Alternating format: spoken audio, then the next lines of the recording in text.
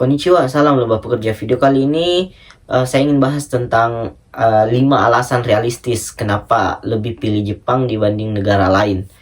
Oke, ini pendapat pribadi ya. Oke, langsung aja ke intinya. Yang pertama itu adalah sertifikat bahasa Jepang itu bisa bertahan sampai 10 tahun.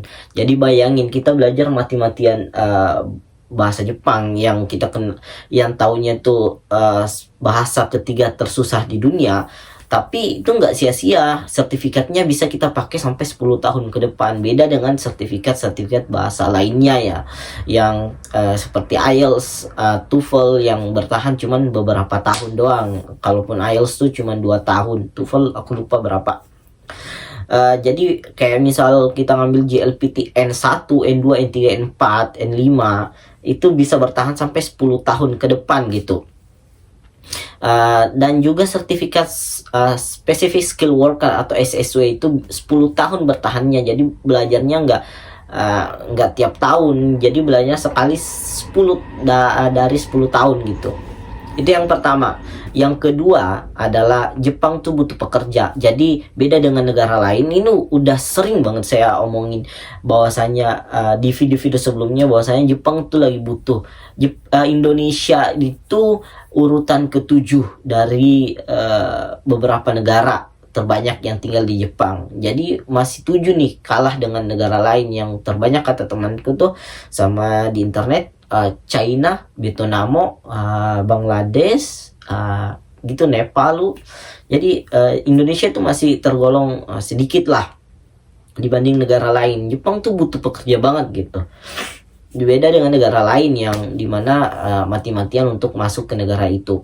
Oke, itu yang kedua. Yang ketiga adalah S1 bisa berguna di Jepang. Jadi kenapa Jepang? Karena kalaupun kita mati-matian kuliah 4 tahun, 5 tahun, 6 tahun di Indo, terus ke Jepang tuh ijazah S1 kita bisa berguna di sini.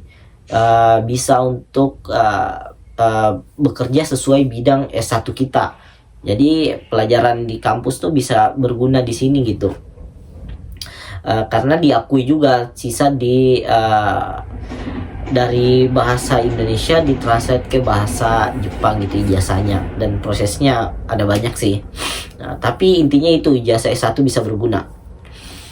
Yang keempat adalah batas umur di Jepang tuh pertama datang 35 tahun.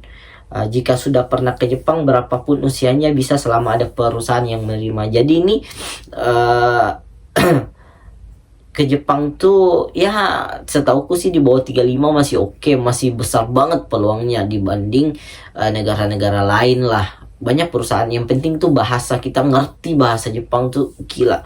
Banyak yang mau ngambil kita, mau non skill mau yang berskill itu peluangnya besar. Tapi batas umur Jepang tuh lumayan tinggi lah untuk pertama kali ke Jepang ya.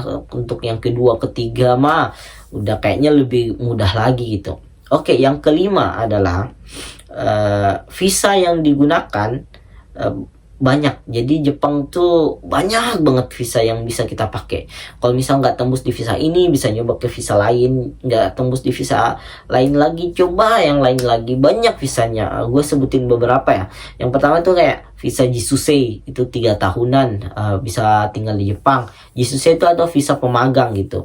Yang kedua itu visa student. Jadi kalau misal Jisusei belum tembus ya bisa ambil student. Jadi student tuh biasanya setahun 2 tahun lah dipakai untuk di Jepang untuk belajar bahasa Jepang, dan juga bisa part time job. Yang ketiga itu adalah visa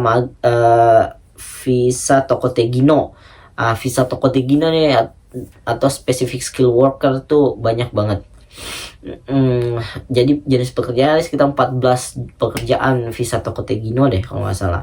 Terus yang selanjutnya tuh adalah visa engineering atau Gijinkoku visa, atau visa S1 lah, atau yang minimal daftar visa ini kan minimal pendidikannya D3, S1, S2 ke atas. Jadi bisa pilih pekerjaan di bidang yang sesuai yang dimau, tapi perusahaannya juga kita harus milih gitu. Hati-hati sama perusahaan black company. Jadi intinya tuh 5 alasan di atas yang aku sebutin tuh yang buat Jepang tuh lebih realistis digapai dibanding negara-negara lain. Itu menurut pribadiku sih. Tapi balik lagi ke orangnya, mau emang ke Jepang karena apa nih alasannya. Tapi paling utama pasti karena uang sih. Iya, aku juga karena uang. Oke, see you next video. Mata ne.